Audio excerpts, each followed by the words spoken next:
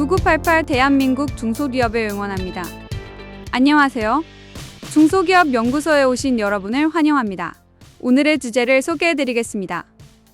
26년 고용이 증가될 것으로 예상되는 기업은 꼭 신청하세요. 24년 귀속법인세, 정기세무조사 대상에서 제외되는 혜택을 받을 수 있습니다. 과연 어떤 내용일까요? 정울 소장님을 모셔서 자세한 내용을 알아보도록 하겠습니다. 9988 대한민국 중소기업을 응원합니다. 안녕하세요. 웰스기업 연구소 정을 소장입니다. 2025년 달력도 어느새 몇 장 남지 않았습니다. 자, 한 장만 뜯으면 이제 12월이고요. 그것마저 없애면 2026년이 오죠. 자, 2025년 11월 우리 중소기업 대표님들에게 좀 긴급하게 말씀드릴 내용이 있습니다. 특히 내년에 고용이 증가될 걸로 예상되는 기업들은 꼭 들어주세요. 잠시 후에 시작하겠습니다. 자, 2026년 고용이 증가될 것으로 예상되는 기업은요, 그냥 가만히 계시지 마시고요. 바로 신청하십시오. 바로 일자리 창출의 기업에 대한 세정 지원을 말입니다. 자, 중소기업에 해당이 되면 자격이 생기고요.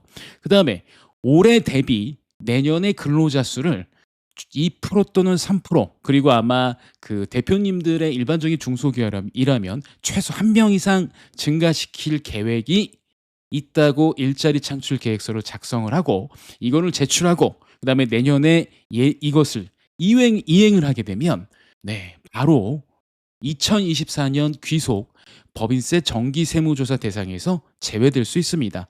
자, 이거는 오해하시면 안 되는 게 혹시나 탈세 혐의가 있거나 아니면 중대한 문제가 있어서 그냥 이렇게 세무조사 받는 거는 제외가 되지 않습니다. 다만 정기 세무조사 대상에서 제외가 되는 걸 말합니다. 하지만 이거라도 어딜까요?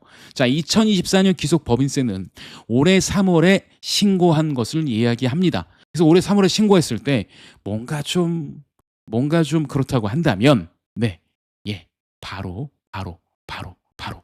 바로 신청하시면 될 것 같아요. 조건은 내년에 이 약속만 이행하면 됩니다. 그리고 최소 1명이니까. 그러니까 2024년 수익금액, 작년 수익금액 기준으로 500억 원 미만 중소기업은 자, 2% 이상이니까 아무래도 100명이 안 되면 150명이 안 되면 최소 1명이거든요. 그래서 1명 이상 증가하겠다라고 약정을 하고 내년에 지키면 되는 겁니다. 그래서 그냥 저는 신청하셔라. 신청은 어떻게 하시면 되냐면 11월 3일부터 12월 1일까지 홈택스에서 가능합니다. 그래서 홈택스에서 이제 법인이나 사업자로 로그인 하시고요. 그다음에 여기서 지급명세서, 자료제출, 공익법인 이 칸을 들어가신 다음에 과세 자료 제출, 소득 법인세 관련 제출, 일자리 창출 계획서 제출을 하시면 충분히 쉽게 신청하실 수 있습니다.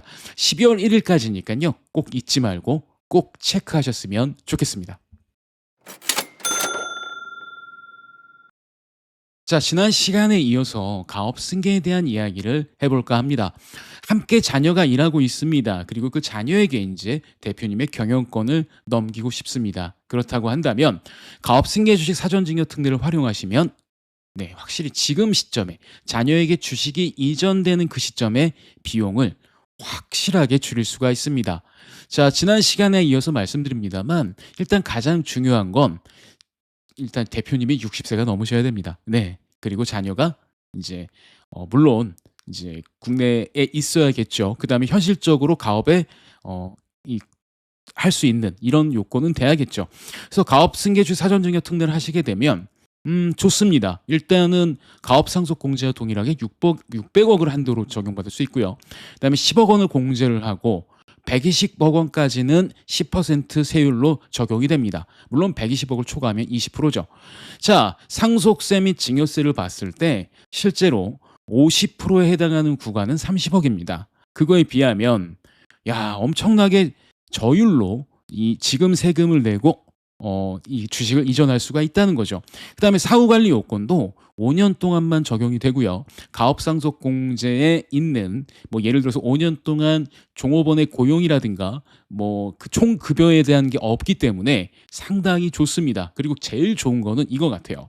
가업상속공제 가장 큰 단점은 가업상속공제에 해당하는 주식을 만약에 자녀가 상속을 받았다고 한다면 차후에 자녀가 그 주식을 뭐 타인에게 양도하거나 매각을 하거나 그랬을 때 이때 세금을 양도세를 내게 되는데 이 취득가액을 자녀가 상속받은 주식의 가격이 아니라 이 피상속인 즉 대표님이 상속 취득한 이 가격이 2월 적용이 되기 때문에 솔직히 말하면 뒤에서 다 과세한다고 볼 수가 있습니다. 근데 가업승계주식 사전증여 특례를 하시게 되면 증여 받았을 때 가격으로 취득가액이 인정이 되니까 차후에 좀 자녀가 주식을 해당하는 주식을 매각을 했을 때거나 양도를 했을 때 세금 부담은 확실하게 줄일 수가 있죠.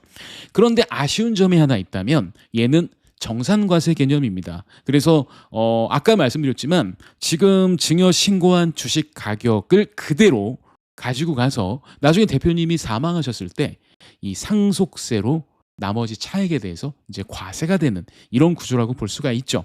보통의 사전 증여를 하시면 10년이 경과하면 상속재산이 합산이 되지 않는데 이 경우는 합산이 기간에 관계없이 합산이 됩니다. 즉 다시 말하면 가업승계 주식 증여 특례는요. 가업상속 공제 받을 거를 지금 기준으로 먼저 정하고 아주 저율로 세금을 좀 내고 나머지 그 상속으로 발생하는 부분만큼의 차액을 이제 나중에 자녀가 충분히 경영하고 난 본인의 성과로 납입하면 되는 거라서 실제로는 국세청에서도 이야기를 합니다.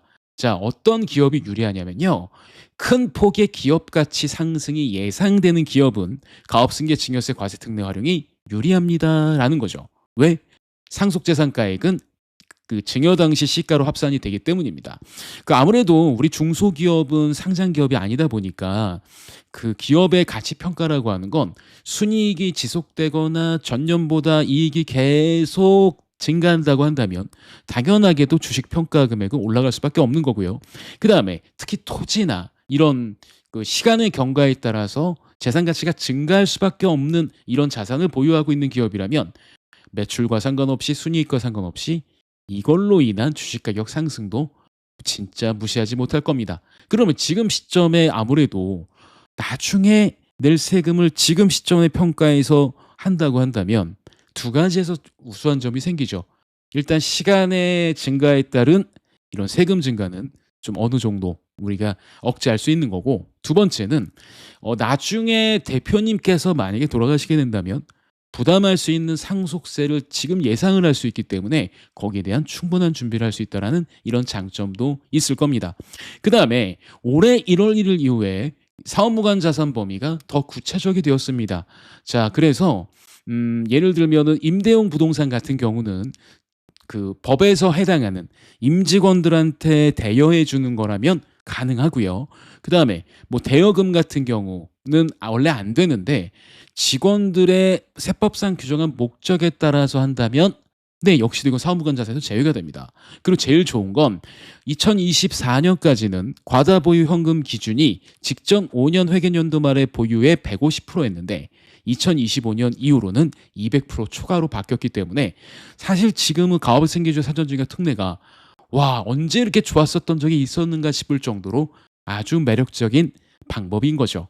그래서 지금 우리 기업이 이렇게 해서 자녀에게 주식을 넘기는 게 합리적인지 합리적이지 않는지 먼저 판단을 하시고 저희 쪽에 상담을 의뢰하시면 저희가 최적의 솔루션을 도출해 드리도록 하겠습니다. 이번 주는 여기까지입니다.